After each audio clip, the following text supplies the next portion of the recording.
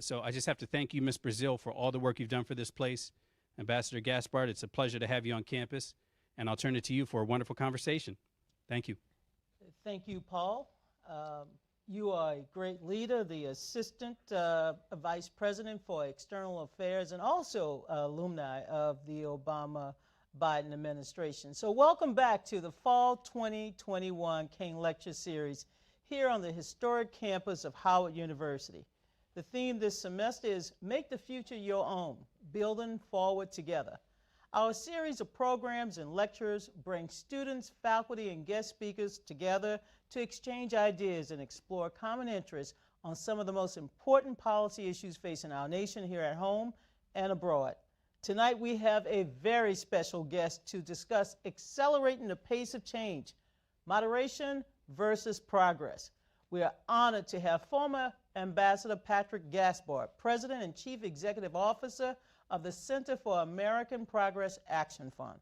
Mr. Gaspard was a key figure in President Obama's administration and held a number of prominent positions during President Obama's 2 terms in office, including serving as U.S. Ambassador to the Republic of South Africa in President Obama's 2nd term. From the fall of 2011 until the spring of 2013, Mr. Gaspard served as Executive Director of the Democratic National Committee, where he steered the National Party's role in re-electing President Obama and oversaw a budget of $300 million and over 500 staff members. From 2009 until 2011, he was Assistant to the President and Director of White House Office of Political Affairs. He also served as the Associate Director of Personnel for the Obama Transition and the National Political Director for the historic 2008 campaign. Mr. Gaspard most recently served as President of the Open Society Foundation, one of the largest private philanthropies in the world. He's also been awarded the Springard Medal, which is the highest honor bestowed by the National Association for the Advancement of Colored People. Patrick, you are such a great servant leader. It is so wonderful to have you on this historic campus. But before we start, I also want to welcome our viewing audience, both in the studio and via the WHUT Facebook page. Let me remind those of you viewing online to send in your comments and questions to our Facebook page or to #KingLectureSeries. We will leave ample time for your questions. So let's get started. Ambassador Gaspard, good evening, and thank you once again for coming to this campus and to meet such wonderful future leaders, the great students here on campus. I have a question. Sure.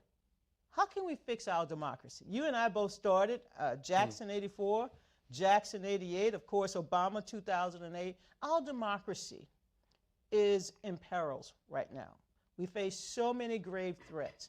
What do we need to do right now to fix our democracy? Donna, you start with the big existential questions, don't you? Oh, you know, yes. I'm gonna, with your permission, I'm gonna just back up for 1 second to express a profound word of appreciation to you, not just for inviting me into this lecture series, but for several decades of mentorship. And that's a thing that I don't take lightly at all. It's appropriate that I would be engaging with you in a university setting because you're a natural educator, and there are Black women like you, sisters like Mignon Mora, Yolanda Caraway, who took me under their wing when I came from local to the national and gave me an opportunity to be in conversation and engage in the world this way. So much appreciated. And it's so exciting to see Paul. Paul was one of those young Turks on our 2008 campaign. That's so right. It's really thrilling to see how he's arrived in this moment. And you know, as I think about your profound question, Donna, I think about the students here at Howard University, because when you say, what is it that we've got to do Yes. in order to fix our democracy, the very first thing for me is I want to make sure, as the president of the Center for American Progress, as somebody who's deeply steeped in the world of activism, I want to make sure that we are creating a constituent active class of citizens who are asking the right questions, who are interrogating our democracy to make sure that folks like you and I and those who are at 1600 Pennsylvania Avenue are doing the right things in the right places at the right time on behalf of those who are the most vulnerable in our society. So for me, it begins with that interrogation. But if I'm putting on my political hat, my organizing hat, I will say to you that I believe in my core that the root of much of what is causing the dislocations in our society right now is a profound lack of economic inclusion in our society. If we look across the board, whether it's education, healthcare, the challenges that we have with climate justice in our communities, at the heart of it is a challenge that we have with the profound concentration of capital in a few hands in this country, be they institutional or individual, in a way that makes it difficult to create a more broadly shared prosperity in America. That's a profound thing. It has implications for our body politic and the outcome of elections, how we litigate those elections fairly or unfairly. It has implications for the role that the U.S. plays in a world where those disparities are growing wider and wider and wider. You know, Donna, that when you first met me, I was a young activist inside of the Service Employees International Union, SEIU. If you cut me, I bleed Union Purple. One of the things that I understood early on as an organizer is that you've got to have a base to organize from. I'll give you a little anecdote of a challenge that we're having electorally in this country that's connected to the economic challenge that I just described. There's a cluster of states, about 10 states, in what's described as the heartland of America, the Great Lakes states, plus you can add Iowa and Missouri to the Great Lakes cluster. It's about 10 states right there. So you're not talking about the traditional Rust Belt states. No. You're talking about the Great Lake, Wisconsin and Michigan? Correct, Okay. correct. Expanding beyond the traditional Rust Belt. If you look at the Great Lakes states and you add Missouri, you add Iowa to it, out of those 10 states, 93% of the loss of union density in America over the last 25 years has come from 9 of those 10 states alone. Rapid decline in collective agency of workers, collective voice of workers, which has led to a race to the bottom on wages, on benefits, on pensions out into the future, and of course that redounds to the disadvantage of young people in those communities as well. It's a profound economic challenge that then gets litigated out through outcomes in our elections and performance in those states that lead to some of the challenges that Paul described in his opening. So for me, it begins there. But let's talk about the filibuster. With its requirement of 60 votes to end debate on a bill, raising the minimum wage, we couldn't get that accomplished. It's difficult to get a restored Voting Rights Act with this requirement of 60 votes. So how do we tackle so many problems that students care about if the filibuster stands in our way? We have to reform the filibuster. We cannot allow it to stand in our way any longer. It's an obstacle that has to be eliminated. You know, it's interesting, when you listen to debates in the Senate, when you listen to conversations that occur in the media, you would think that the filibuster is some kind of a constitutionally mandated right. You mean it's not in the Constitution? It's not in the Constitution. Correct. It is simply a Senate rule that can be eliminated by a simple majority of that U.S. Senate. And that is a rule that needs to absolutely be reformed. Let's also remember, Donna, the pernicious history of the filibuster. Why don't you explain that to the students? Tell us about that history. You and I know that the filibuster is something that historically, traditionally was used first and foremost as a bulwark against civil rights legislation and that progress in this country. Strom Thurmond was the best friend of the filibuster. He and other reactionary senators who stood in the doorway of integration, the doorway of civil rights progress in this country, used the filibuster time and time again to block civil rights measures. That's the root origin of that measure. And regrettably today, the filibuster is being used again to keep us from being able to create a more broadly shared prosperity, to stand in the way of progress on education, the work of rights, and horrifically in this moment, the filibuster is standing in the way of our being able to make advancements on police reform and on electoral reform at a time when we have 18 Republican-led state legislatures that have passed regressive voter regression bills. So in your capacity as President and Chief Executive Officer of the Center for American Progress, what are you doing and what is the organization doing to advance the goals progressive goals. You mentioned climate change. You mentioned raising the wage. You mentioned income inequality. What are you doing as the leader of that organization, the leader of the progressive movement, to bring moderates to the table so that they understand that this is standing in a way of making progress for all Americans? So for a second there,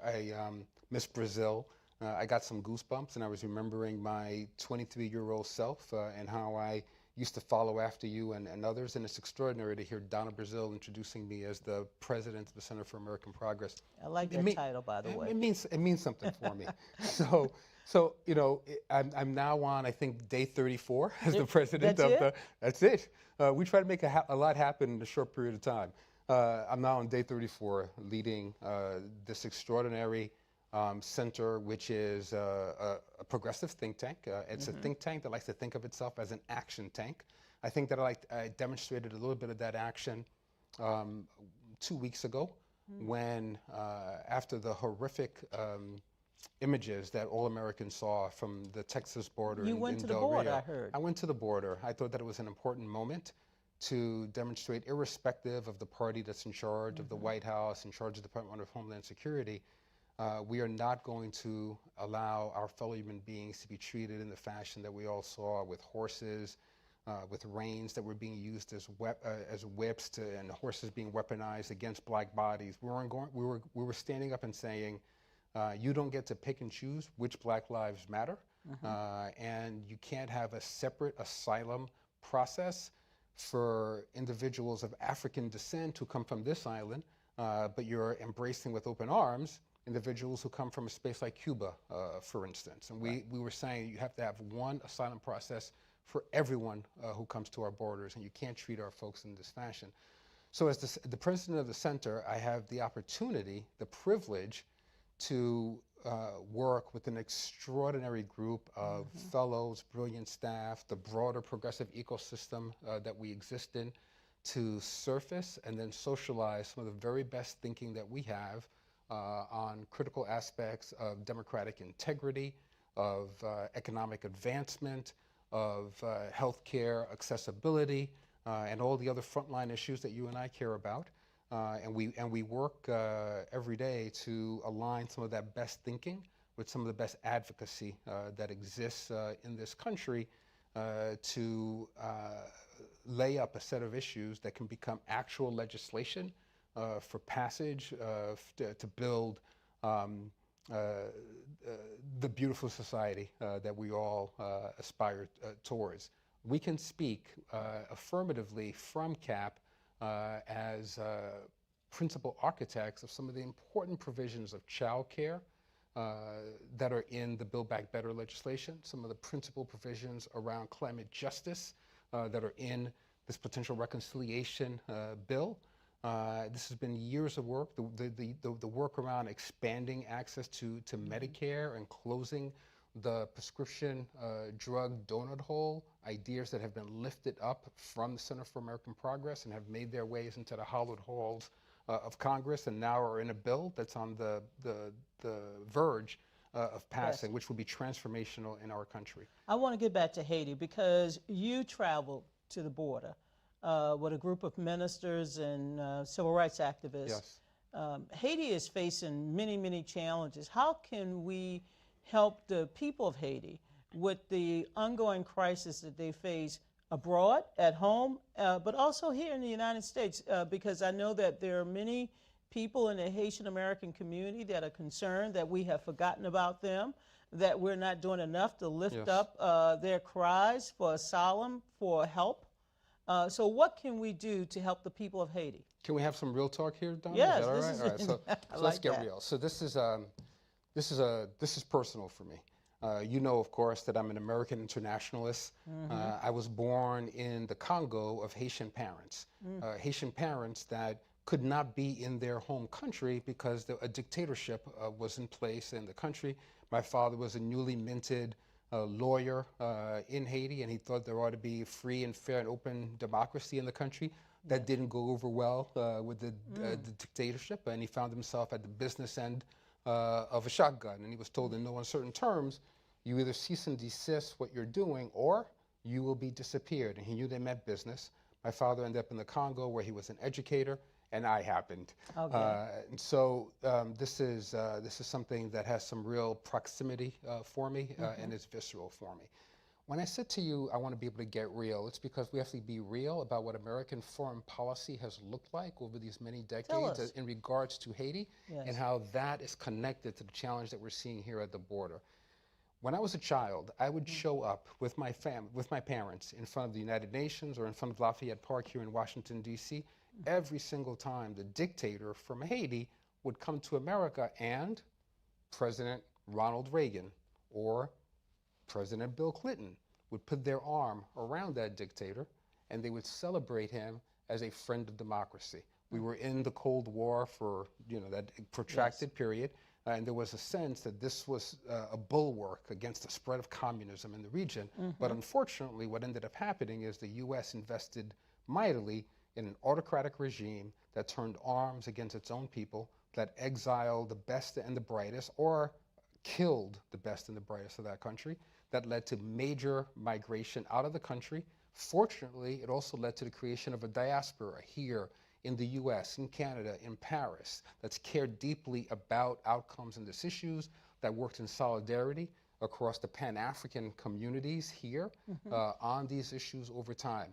We finally arrived at a space before the earthquake in Haiti where it seemed as if we were on a trajectory to greater democratic integrity in the country. Regrettably, after the earthquake and after an enforced election on Haiti, where we had the lowest turnout participation ever in the history of the country, we've now emerged in a time where oligarchs in the country have given their blessing to brutal autocratic regime that regrettably has had the endorsement of the international community to continue with horrific brutalities and there was an in the country. assassination recently. President Jovenel Moïse. He was assassinated.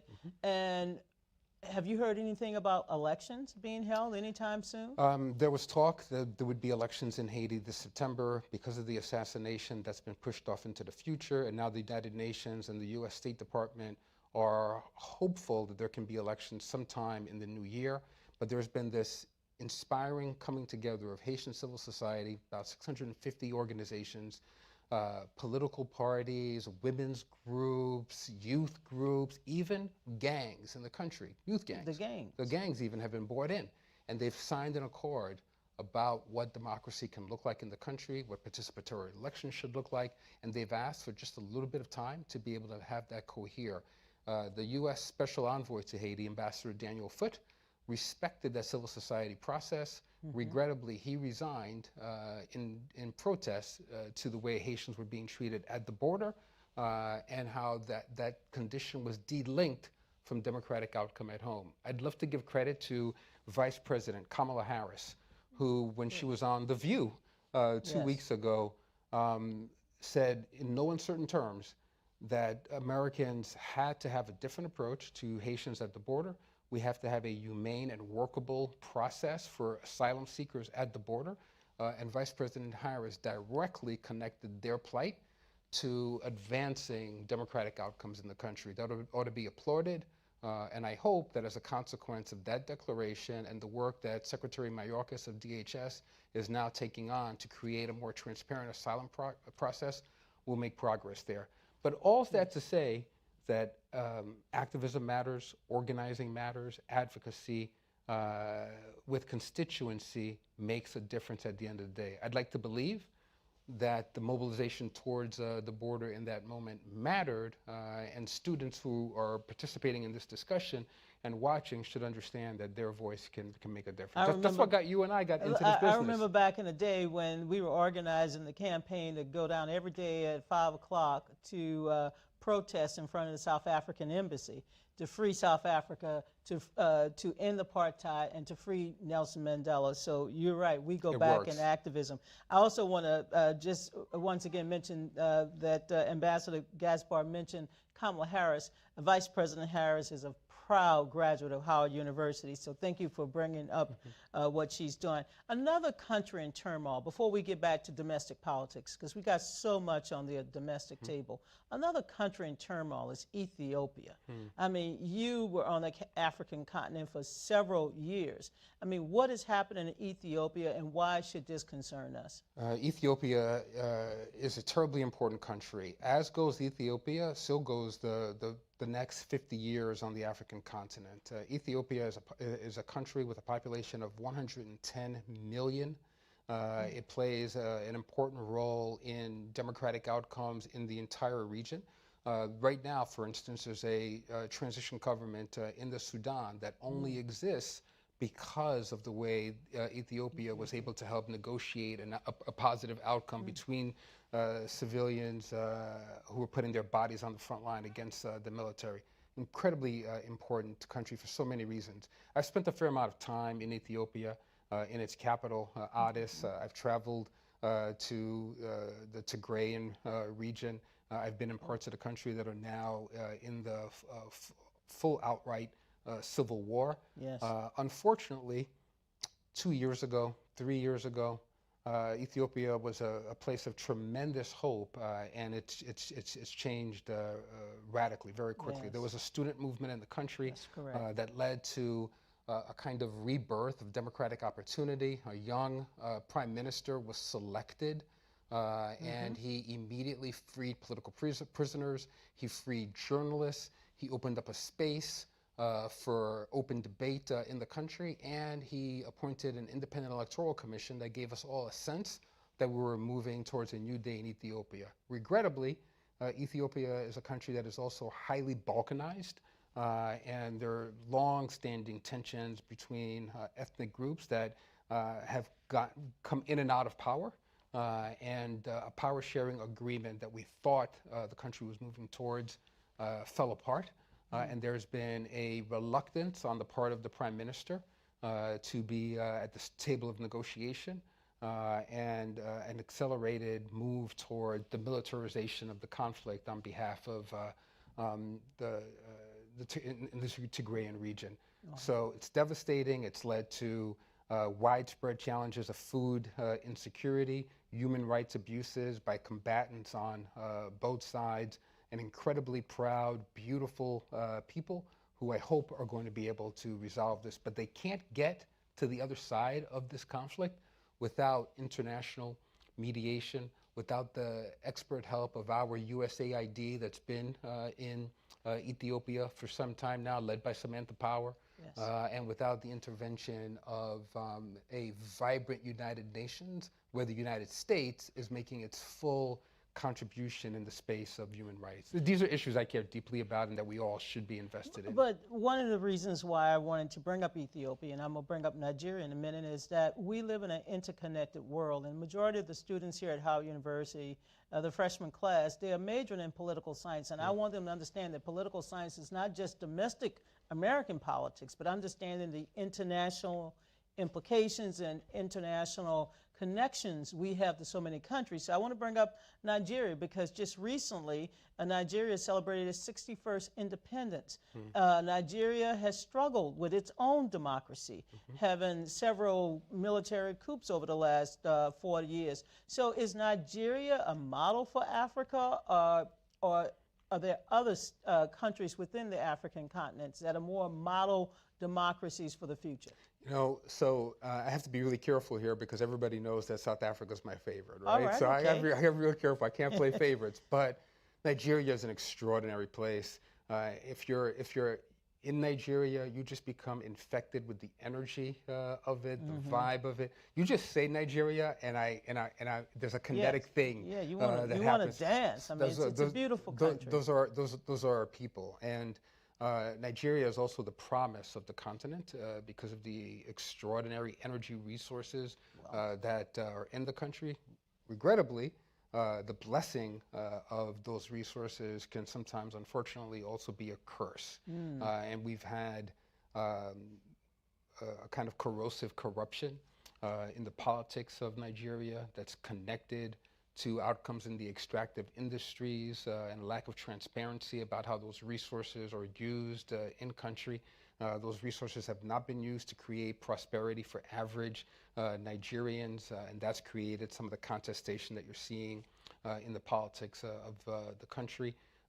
Regrettably, again, some ethnic tensions between groups contributes to some of the challenge as well. But at the end of the day, what's true in the U.S. is true in Nigeria, true in Ethiopia, true in Bangladesh.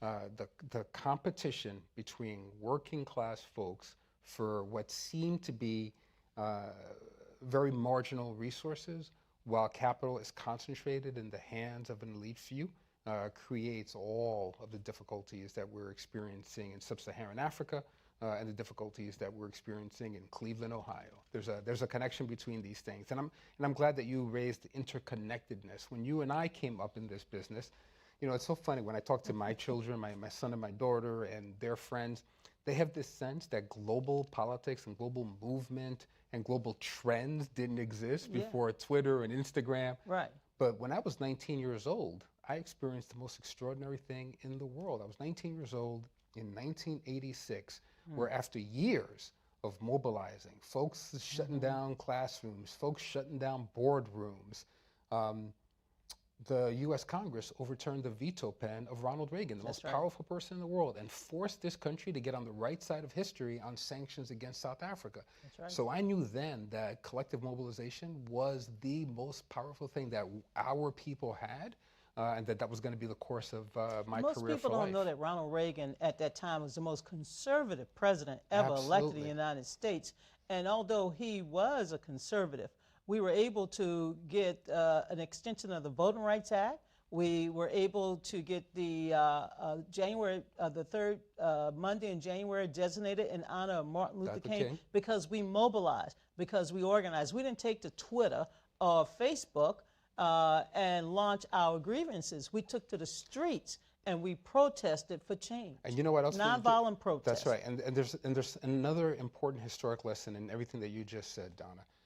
When we had to mobilize, when we had to, and I don't want to sound like an old guy preaching to the young, but when we had to organize back then, we didn't have the luxury of just being in our own house of mirrors. We did not just speak to people who looked like us and sounded like us and shared our own echo chamber, but we went to communities and knocked on doors where we weren't sure of the reception that we were going to receive. It wasn't about somebody liking or retweeting something that you said. You didn't know if they were going to welcome you in or stick their dogs on you. I went door knocking in West Virginia back in the day on those issues. I remember. This was not I know an it was not thing to easy. do. You didn't know if they were going to greet you with a shotgun or a piece of apple pie. That's right. But we did it, and we were able to not only persuade folks towards our issues, but we developed our own expansive sense of what was possible in this politics, and that's an important lesson to carry forward. It's an important lesson that was also most recently utilized in the election of our first black president, Barack Obama. Students, we're going to come to you very soon with questions, so please get them ready. And remember, on Facebook, hashtag King Lecture Series. Mr. Ambassador, there are so many issues on the domestic front that we need to discuss, but I want to go beyond the traditional civil rights issues. I want to talk about an emerging civil rights issue, and that is climate justice. Climate, what's happening with our climate, not just in the United States, but around the world. This is a big issue, and how can students begin to mobilize around climate justice and the climate crisis that we're all facing? That you don't ask easy ones. You know, you've got a whole list there. I'm afraid to see what else is on that list. And you Sister should Donna see what's on my brown paper. This is, this is my old paper. This is what I typed up. But you're using the right idiom. You know, we used to just only talk about environmental movements. We would talk about climate change, but you used the key word, justice, climate justice. Back in the day, there was a sister named Peggy Shepard who started this thing that I grew up in called West Harlem Environmental Action. And people didn't know what she was talking about when she started using the word climate justice. And she was able to help us understand that in Texas, in Mississippi, in New York, in California, the siting of environmentally hazardous waste facilities were always in black and brown communities, always in the poorest communities, communities that that had proximity to those toxins did not have proximity Cancer to power. Alley. We have one in Alley. Louisiana. Exactly. I grew up near That's Cancer right. Alley. So we can't just talk about climate change and its overall impact. We just talk about climate justice and the adjudication of those issues. So now we're in a moment, and you know, I think that President Biden ought to be applauded for this. President Biden has made it clear that as he moves to pass the Build Back Better legislation, as he moves to pass the infrastructure bill, that he's putting climate justice at the heart of those bills as well. And he's making sure that we have climate mediating policies, but he's also going right at the question of where we have cited highways, where we've cited plants, where we dump our waste in the U.S. And abroad as we examine these issues to move towards greater equity. Young people in Howard and throughout this country, unfortunately, our generation, we're dumping all the hard stuff, all the hard work on them. And we're asking them to clean it up. We gave them Twitter and Facebook. That's right. And They all have those other the tools. things that they have the tools for it. My ex-boss created when he invented the internet. That's Al right. Gore, That's right. you know. But they have the means, and they have something else that you and I didn't necessarily have. They have the expectation of justice. You and I were working towards justice, but we weren't always sure if it was going to happen. This generation, they are fiery. They have the expectation that they're going to get it done on policing, on climate, on education. So there are some bills that we have to pass in the near term, but we have to understand that climate is a transnational issue, and we can't solve it in our 50 states alone. Right now, every day, we are participating in the degradation of the Amazon. In the last 20 years, we have eliminated a section of the Amazon that's bigger, larger than the states of Texas and New Mexico combined over the course of the last 20 years, 20 years alone. That has implications not just for the people of Brazil, not just for people in Latin America, but implications here on the air that we breathe as well. We have to appreciate these are transnational challenges that are going to require the tools that this generation has to immediately communicate across borders, across ethnicity, across language barriers, to ask the right questions and to advocate in a way to pass legislation that can be cross-pollinated in Buenos Aires, in Pretoria, and in Albany. You worked in the Obama administration, so I think you understand better than most people just the kind of challenges you face when you walk into the White House on day one. President Biden and Vice President Harris have been in office now about 270 days. Who's counting? I am. Because in politics, we count the days remaining and the days ahead. But Build Back Better is more than a slogan. It's real. You mentioned the climate element. What else is in that bill that students should be concerned about? Why should students tomorrow pick up the phone or go to Twitter, Facebook, or their social media accounts and say, I want you to get behind Build Back Better? What's in it for Black and brown students? Well, there are specific reasons for students, and so I'll start there because that's where you put the question, but then I'm going to kind of widen the aperture, Donna, and talk about some other things. Just one other thing in the bill that I think speaks specifically to something that happened here at Howard University in 1965. So for students, for young people, we know that we are in a crisis of affordability in education. I've got 2 kids in college, so I know what the price of admission is. We're having a conversation in a university where I believe 75% of the students in Howard are eligible for Pell Grants. We were at a time in our country not that long ago where Pell used to cover upwards of 65% of room and board and books, et cetera, for students. Now, Pell is covering only 1/3 of the cost. It's gone down significantly.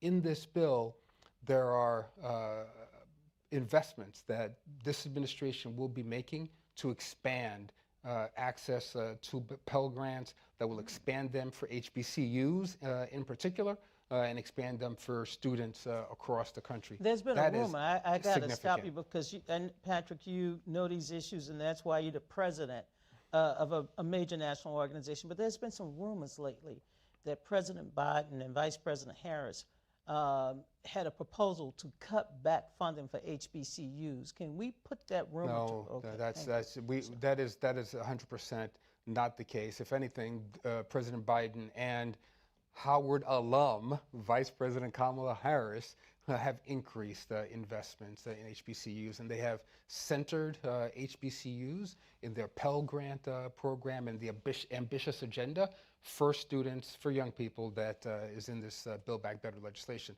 But I want to go back in time if I can, because I'm kind of obsessed. You're going back to with 1965 1965. Again? I'm obsessed with history. Head Start program, I remember that year. I'm a Head Start student. So I'm a Head Start pioneer, pioneer generation.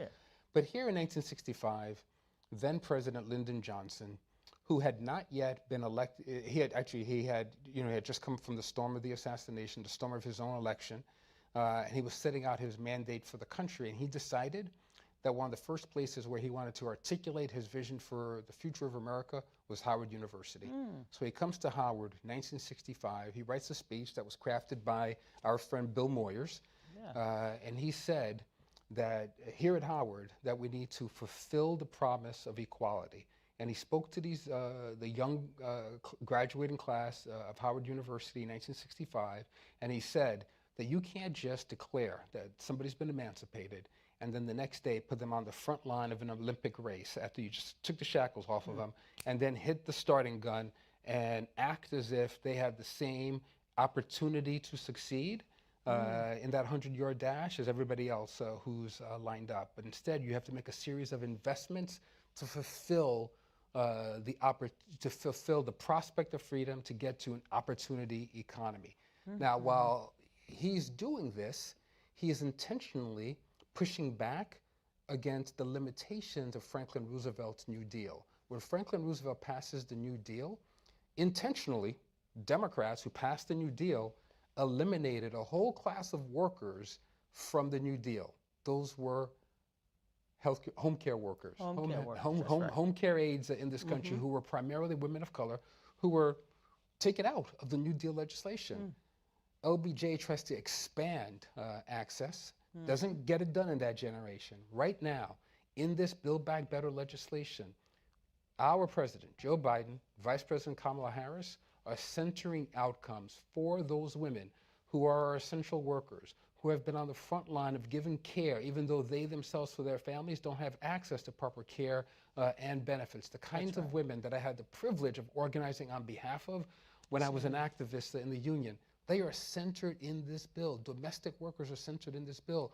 Once we get this done and we bridge the divide between the moderates and the progressives in the House and the Senate, we're going to have a conversation not about $2 trillion versus $3 trillion, but about what we're doing to finally fulfill the promise of the conversation, the pact that Lyndon Johnson made with those Howard students in 1965 to create the kind of inclusive economy that brings women in, that centers people of color, and that makes sure that everybody who walks up to that starting line of that race might have an equal chance to finish it together. Well, I'm going back and read that speech because I think that speech will help clarify, again, why the Build Back Better program will be more expansive and more inclusive. And again, this is a program that is going to be implemented over a series of 5 to 10 years. So before we bring in the students, and I know we have 1 or 2 students who have a question, please go to the microphone so I can call upon you, state your name, where you're from, and also what your major is. But before I call on my first students, how can we bridge this gap between moderates and progressives? I mean, it seems like we are 200 miles apart when we're actually only about 2 miles apart. So first thing I'll say, Donna, is that much of that is exaggerated in the media. Let's appreciate, and students need to understand this, all your viewers need to hear this loud and clear. 96% of Democrats who are in the House and the Senate support this bill. 96% does not suggest to me that we have a civil war that's brewing in the Democratic Party and this wide divide between progressives and moderates. It is true that on some provisions, whether it's taxing the rich and making sure that they pay their fair share, or whether or not there ought to be some means testing for some of these programs, or what the level of investment will be in climate or in the community college program, there are some differences. There are. And since you and I have organized in all 50 states in the country, we know what it means to be a Democrat elected in West Virginia, and how you have a different challenge in communicating to your constituent than a Democrat who's elected in New York. That is a real thing. However, we all have to understand and recognize that in this moment, when we have a very thin majority and a very short period of time to get the people's business done, we have to focus on the areas where we have a broadly shared consensus, and we do on the vast majority of the outcomes that I described, that Paul described when he introduced us, and that you talk about every Sunday when you're on television. Ultimately, there will always be a tension in our great party, because we're not monolithic like the other party is. There's always going to be this great tension in the party between those who are arguing for incremental change and those who are arguing for more accelerated change. That's a natural tension in the body politic. It's a healthy tension. And as an activist who also is responsible for a significant institution, I know that we have to find ways to embody these two things and keep them at a table that reminds all of us that at the end of the day, we have a shared vision of what prosperity ought to mean for the vast majority of our brothers and sisters. I totally agree with you. We have one of our great students here with a question. Hello, my name is Lyrica Modia. I am a junior political science major, African American Studies minor from Arizona by way of Flint, Michigan, and Germany. And to start off, I just want to say thank you so much for taking the time out to come and speak with us and inspiring us with your stories. And my first question to you guys is, how did you balance your calling working in domestic and international politics? That's a fantastic question, Lyrica, and it's just like a Howard student to be from Arizona and Michigan and Germany. I was counting electoral votes, and all of a sudden she mentioned Germany. I'm like, okay. You know, Lyrica, for me, there's never been a tension. I've never had to balance it, but I don't know if it's because of my origin story. As I said, I was born in the Democratic Republic of the Congo, that back then was neither democratic or a true republic. It's had its challenges, and my family is from Haiti. But when I came to this country, I immediately was embraced by the African American community that I lived in uptown New York, but also by the Jewish American community that had experienced the Holocaust and had been welcomed into America. Donna mentioned the Head Start program. My second mom was a Jewish American woman who had survived the Holocaust, and though she lost her family, and she was determined that she was going to give back to an African American community that she thought was similar to her community of loss. So being embraced by these communities has instilled a connectedness on the ground to me, but I've always had a clear sense of what Pan-African solidarity needed to look like, because I knew that because of the activism of African Americans, we were able to free South Africa. I knew that because of the solidarity of people throughout the diaspora, Haitians were able to self-liberate, and then they were able to contribute to the liberation of others in Latin America and beyond. So these things have always been interconnected for me. When I was a young activist in this country, I was first steeped in issues of police brutality. That's where I used to first mobilize. And I gotta tell you that if you're a black person from Harlem, or a black person from Somalia, or a black person from Germany, you look the same when police show up in your community and at the door, and you're being racially profiled, and you're being subject to the worst abuses.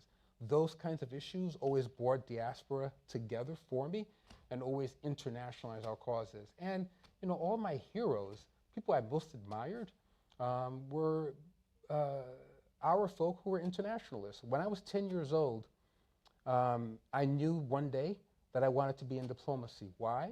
Because there's this extraordinary Howard University graduate named Andrew Young, who was named by President Jimmy Carter the ambassador to the United Nations. I knew that this young man had been the lieutenant to Dr. King, and I knew that he was boldly speaking out on apartheid, boldly speaking out on the rights of the Palestinians, and here he was, a black man, occupying this seat of international diplomacy. So then for me, it brought home, through the example of that Howard alum, that it's all interdependent, and we have to be internationalists on the issues that determine our existential fates.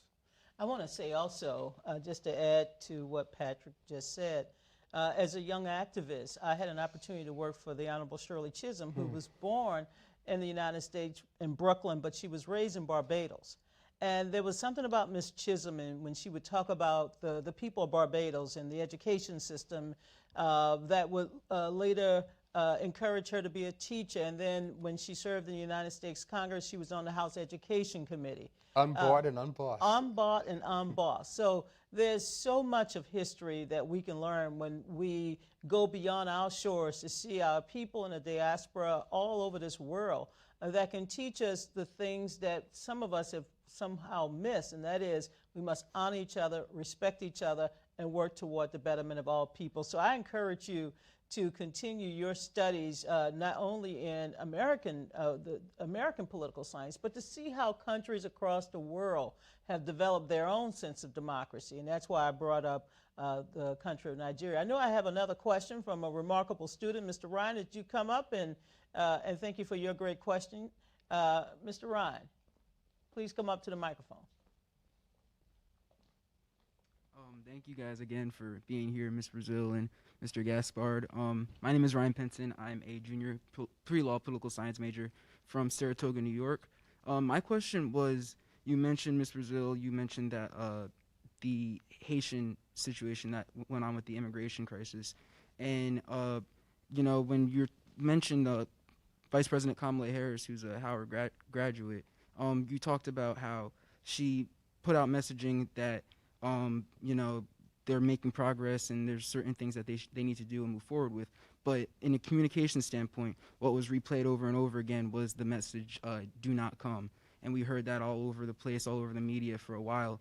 And I'm just curious, from your background in political communications and your background from a standpoint of international relationships, how do you make sure like the right message is portrayed and you know, since 1975, we have allowed millions of people fleeing violence, fleeing, you know, war, to call the United States their home. Just recently, we've allowed tens of thousands of Afghanistans, many who worked with our military personnel and our non-governmental organizations, to resettle in the United States. We've always had a policy of welcoming people through a process. It is illegal across the border, but it is legal to seek asylum. And so it's important that we understand that when Haitians come to our border, they deserve the same rights as any other citizen, any other human being running from violence, running from war, to resettle in the United States through a legal process. They deserve every opportunity. And that's why I do believe that Ambassador Gaspard and civil rights leaders and the clergy and others went to the border to make sure the process was being respected. We should also know under President Trump that a very important program was suspended, unifying Haitians, Haitian Americans with their families. And that program was suspended. So it's important that we know these issues. I want to You know, you also asked a communications question, and Donna's the communications expert here on this stage. But, you know, I'll say, look, in a democracy, you have a cacophony. It's very, very, very difficult for one message to consistently bleed through all the time and to be heard above all of the chatter. So more important than bland messaging is this question of value setting. And I'm going to give the President, the Vice President, the Department of Homeland Security Secretary credit for at least giving us a North Star of aspirational values as it relates to what should happen at the border. They've been clear. We need a humane process. We need a workable immigration system. And they've also been clear now that there isn't something about Haitians that should give them a second-class treatment at that border, and their cases should be adjudicated in much the same way. So I think that they're elevating above kind of narrow communications with this overarching sense of values, which you'll learn as you get into the trade, is the thing that you have to carry across your suite of communications vehicles. Political communications start with a narrative. And the narrative here is that if you're seeking asylum, you have a right to do so. The other narrative is human rights should be measured by one yardstick. And that's important when you're stating your goals and your objectives, that you understand that political communication is best expressed with a narrative. And I think as Americans, we understand that while we have what they call a law, but we also have rules and regulations, and we should not violate those simply because of the skin color of the individuals who are seeking justice and freedom and a better life. We have another question. I know in the time we have left, and I want to respect Ambassador Gaspard's time. He has a lot on his plate, and with the Build Back Better agenda, and also making sure that the Biden-Harris administration, along with progressive activists across the country, are essentially organizing for the change that we voted for in the 2020 presidential election. Our next question comes from another amazing student. Go forward, my sister. Hello, so my name is Michaela Phillips. I'm an honors political science major, history minor from the Bay Area, California. And again, I would like to thank you guys so much for being here. So my question pertained to your guys' mentioning of protesting, which brought me back to about a year or so ago in the height of the Black Lives Matter protests. Right. And I know there was a lot of controversy surrounding nonviolence as opposed to violence and the best way to mobilize a movement. So my question is, what do both of you believe is the best way to mobilize a movement, and is violence sometimes necessary to enact change? No, violence is not necessary. What is necessary is a common objective that can galvanize people, bring people back together. You know, had she lived, she would have turned 104 this month, Fannie Lou Hamer. Fannie Lou Hamer learned at the age of 44 that she had the constitutional right to vote. She had no idea she had the right to vote. But at the age of 44, she learned that this right could bring about significant changes in her life and the lives of others down in Mississippi. Ms. Hamer went door to door, county to county, across the South to encourage people to use that power of the vote. She didn't have to take a gun or a stick, something that was aimed toward her and trying to get her right. She took her moral voice, using her faith, to talk about every human being deserved the right to vote. So no, I strongly disagree with anyone who believes that violence will bring about the kind of significant change we need. We need to organize, be very persistent, be resilient, and showing up every election cycle. I don't care if it's city council or school board. I tell people, Patrick, I have no children, but I vote in every school board race, because I want my kids. You have a lot of children, Donna. I know, I got 300. That's another conversation. But Patrick, let me stop talking. She directed it to you. No, look, I'm going to affirm everything that Donna said. I can't express it as powerfully as she can. But, you know, Michaela, you said that you're a history major. Let's remember that everything old is new again. These questions about peaceful demonstration versus the efficacy of violence, none of these questions are new. They were addressed here on this campus. It was here in this campus that Dr. Alan Locke, in early 1920s, who was first African-American Rhodes Scholar. He was the first head of a philosophy department here in Howard, created the philosophy department here in Howard.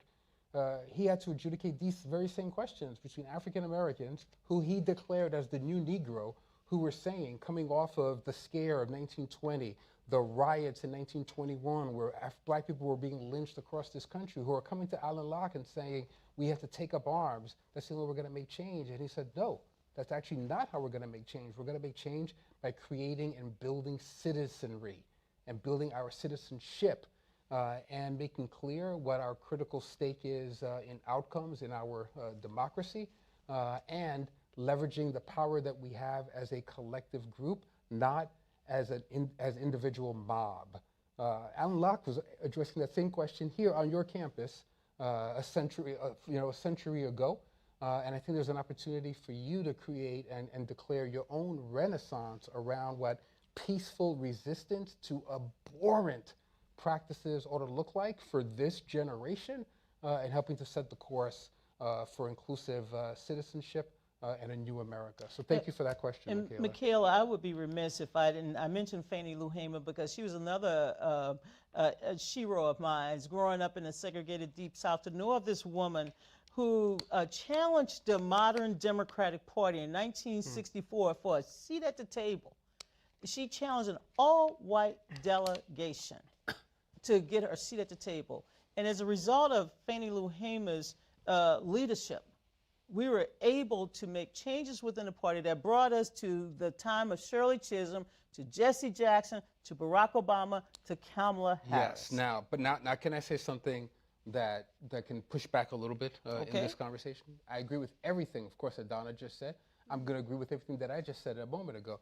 But I'm also going to raise the voice of another Howard alum that I think, was involved in this question. A young man named Stokely Carmichael, who was on this campus, who would answer that question in some different ways, who was in Louds County organizing with Bob Moses and folks. There's something that he said to Dr. King once that I think speaks to my sense of activism. When Dr. King came back to report to young organizers in SNCC about his meeting with LBJ in the White House. And as he reported, Stokely stopped him and said, Dr. King, we're really not interested in that. I said, Doctor, we know you want to be at that table. So we don't want to be at the table. We want to knock the damn legs off of that table. So why do I raise that right now? I believe in peaceful resistance. I believe that we make change by coming together in acts of civil disobedience if necessary, but it doesn't mean that we acquiesce. It does not mean that we accept the standards, the rules, the table that's been set by others. And I do agree with Stokely that sometimes you got to knock the legs off of the table instead of just looking to belong at that table. And I would be remiss, Patrick. Patrick and I can go history by history, but he probably got the latest book. I still have the old book. I want to also remind you, while you're on this campus and before you leave, learn about the women in 1912 and 1913 who organized to leave this campus to join the march for women's suffrage. Yes. They provided so much energy in making sure we have a 19th Amendment. So when you look at the Civil War amendments, the 13th, the 14th, and 15th, and look at the role that so many Howard graduates play, but also look at the 19th and the 26th, you have a legacy. I mean, this school has given so many people a head start and a healthy start in life. And so that's a history you should be proud of. I know, unfortunately, we've run out of time once again, and I just want to thank everyone for joining us today, the students who are here, of course, WHUT, the amazing staff, President Wayne Frederick and his team of wonderful leaders, Mr. Paul Montero, along with Mr. Calvin Hadley. But most importantly, I got to thank Gwendolyn and Colbert for their commitment to this university, for their belief in the future of Black excellence that we see here at Howard University.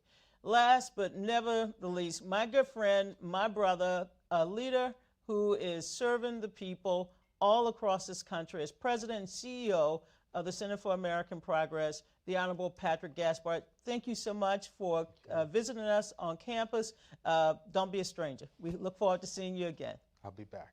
Thank you, Howard. Thank you.